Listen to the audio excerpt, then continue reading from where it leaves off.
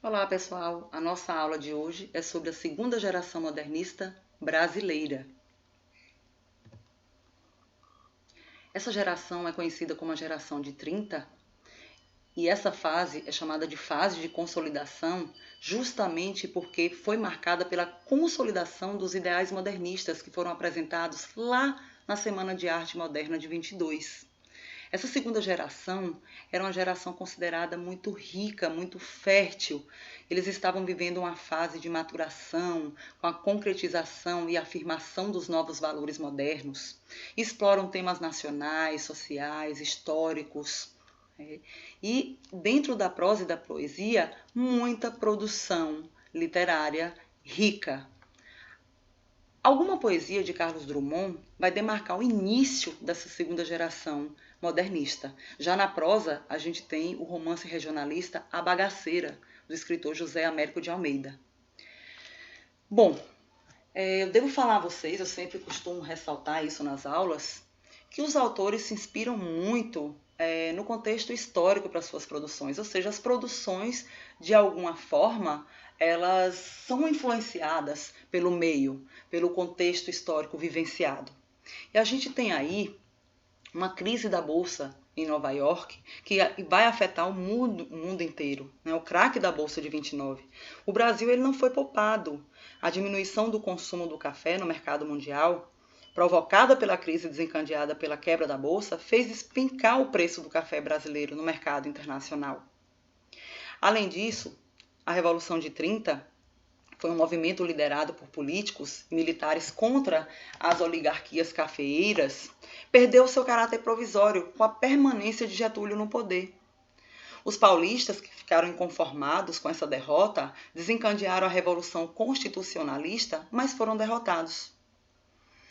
Uma nova lei, uma nova Constituição foi promulgada, Vargas foi legitimado no poder, as esquerdas se uniram para formar a Aliança Nacional Libertadora. Getúlio se sentiu ameaçado, aprovou uma lei de segurança nacional e começou a perseguir os manifestantes de esquerda. Foi nesse período que o comunista Luiz Carlos Prestes e vários outros líderes de oposição foram presos. Em 1937, o Congresso Nacional foi fechado. Estava decretado o Estado Novo. Vargas agora, gente, iria assumir o poder de forma centralizadora e autoritária. Criou o Departamento da Imprensa e Propaganda para perseguir e prender escritores. Esses escritores eram acusados de subversão. Em 1939, Hitler invadiu a Polônia, dando início aí à Segunda Guerra Mundial. Essa guerra se agravou quando o Pearl Harbor foi bombardeada pelos japoneses e aí os americanos entraram no conflito. A sociedade vivia aflita, vivia preocupada, vivia ansiosa, não sabia como seria o seu futuro, né? Temerosa de que tudo pudesse acabar com um simples aperto de botão. E aí nós temos Drummond citando: meus olhos são pequenos para ver o mundo que se esvai em sujo e sangue, justamente colocando os leitores para refletir sobre a perversidade do que o ser humano é capaz. A estabilidade social e política relacionada a esse contexto faz com que surjam na literatura propostas de diferentes modos de interpretar a realidade e de responder às grandes questões humanas. Havia uma inquietação muito grande por parte da população, já que o ser humano havia sido capaz de criar uma bomba que poderia exterminar a própria raça. Então, a arte ela passa a assumir uma perspectiva mais intimista, procurando respostas para as muitas dúvidas existenciais desencadeadas por todo esse cenário de horror e destruição. O projeto literário da segunda geração, ele reflete sobre o sentido de estar no mundo. Essa reflexão está associada a uma grande preocupação com a renovação da linguagem que foi anunciada na geração anterior. A análise do ser humano, das suas angústias, o desejo de compreender a relação entre o indivíduo e a sociedade, da qual faz parte, são os elementos recorrentes na poesia produzida na década de 30. Os agentes do discurso, eles aparecem quando Drummond e outros autores, companheiros, passam a ler os manifestos dos modernistas brasileiros. Já os modernistas de primeira geração se inspiram nas vanguardas europeias.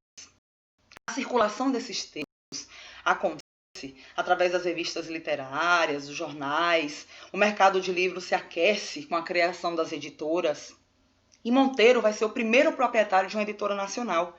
Isso vai facilitar muito a vida dos autores e a publicação dessas obras, gente.